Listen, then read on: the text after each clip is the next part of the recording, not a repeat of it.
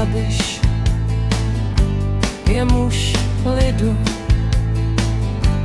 je muž slidu,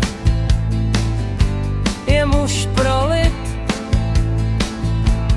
Andrej Babiš nebojí se vyslyšet to, co lidé chtějí slyšet, nebojí se říci to, co lid chce slyšet,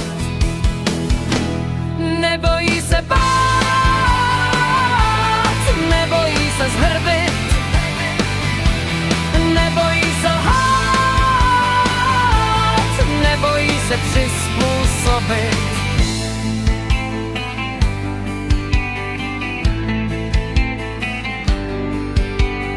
Nepředstírá odvahu, nepředstírá čest, nepředstírá svědomí, nepředstírá stud.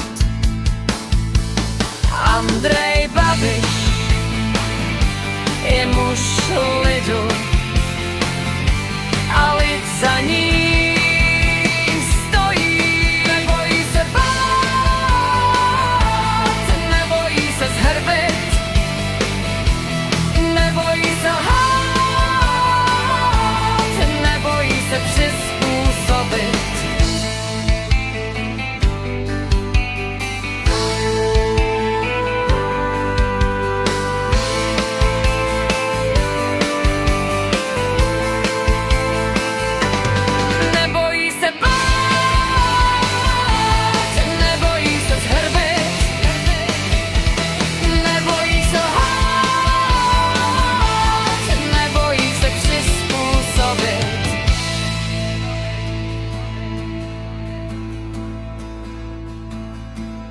Andrej Babiš je muž lidu,